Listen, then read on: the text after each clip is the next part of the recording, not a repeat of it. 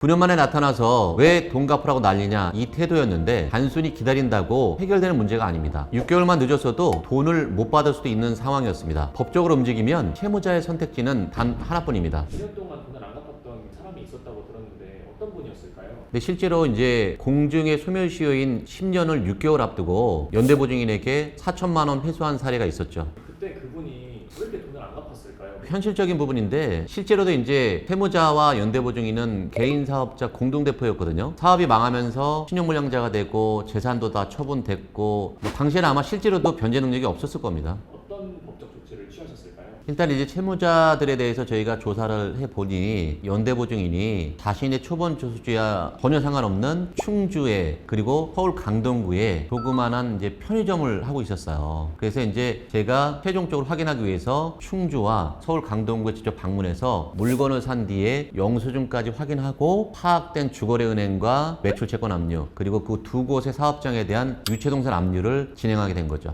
추심을 진행하시면서 변수가 생겼다고 들었는데 어떤 게 있었을까요? 한 두 가지 정도가 있었는데 하나는 채무자가 금융감독원에 민원을 제기한 거예요. 민원 제기 사유가 있었는데 그게 뭐냐면 왜 지금까지 가만히 있다 이제 와서 청구를 하느냐. 그렇게 되면은 이제 이자가 9년치 이자가 붙었는데 이런 부분은 자기는 너무한다고 생각한다. 사실 여기에 대한 거는 저희가 이제 설명을 했죠. 만약에 당신이 공중 사무실에 가서 공중을 작성했는데 그 사실을 알았다면 당신이 능력이 생겼을 때 그때 법원에다가 공탁을 했으면 그때까지 이자만 물면 되지 않았느냐라고 제가 설명을 했고 두 번째 이제 개인회생을 주장하면서 내 요구를 들어주지 않으면 난 개인회생할 거다라고 한 부분은 제가 이제 경험상 이 채무자는 절대로 개인회생하지 않을 거라는 제가 확신이 있었기 때문에 채무자에게 당당하게 원금, 이자 포함해서 4천만 원을 입금해라 라고 제가 요구를 했죠. 이 돈 진짜 받기 힘들겠다라고 생각하신 적은 없으세요 혹시? 초기에는 사실 좀 그런 생각을 했죠. 저희가 이제 의뢰를 받게 되면 서류 발급 그리고 신용조사 이런 초기 업무가 있어요. 그런데 채무자 2명에 대해서 저희가 초본을 발급해서 거주지 확인을 해봤는데 채무자는 9년 전과 지금 똑같은 위장전입 상태였고 이 연대보증인 이 사람도 주소지는 변경돼 있었는데 호수가 기재되어 있지 않은 원룸에 전입 신고가 돼 있었어요. 그래서 이제 저희가 서류적으로 봤을 때는 지금도 이렇게 상황은 나아지지 않았을 수도 있겠구나 라는 이제 그런 생각을 했죠. 이걸 보고 이제 채무자들이 아직까지 정상적인 삶을 살고 있지 않구나, 그럴 가능성이 높겠구나라고 생각을 했죠.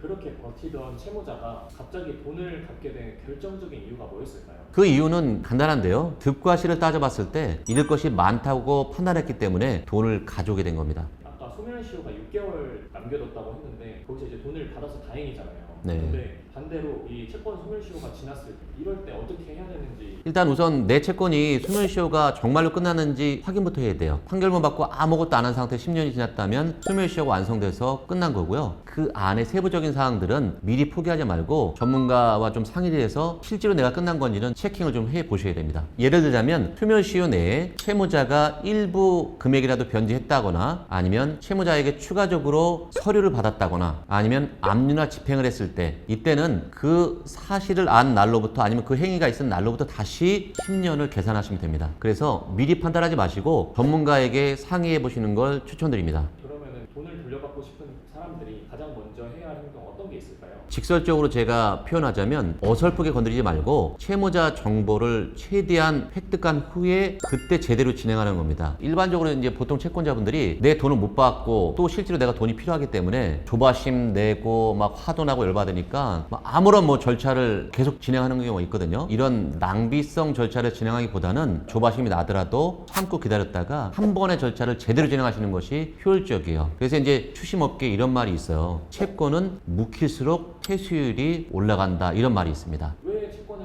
묵히면 묵힐수록 회수율이 올라갈까요? 그 이유는 간단한데 집행권은 있는 상태에서 아무런 절차를 진행하지 않고 흔히 얘기하는 장기 채권에 속하는 6, 7년 이상 넘어가게 되면 채무자도 혼동하고 착각을 하게 되거든요. 저 사람이 이제 내 채권을 포기했다라고 할 수도 있고 내가 그 채권이 있는 것 자체를 망각할 수도 있고 그럼 이제 거꾸로 이제 그 부분 때문에 채무자가 좀 실수를 하게 돼요. 자기 명의의 재산을 만든다던가 사업장을 개설한다던가 이때까지 좀 기다리는 거죠.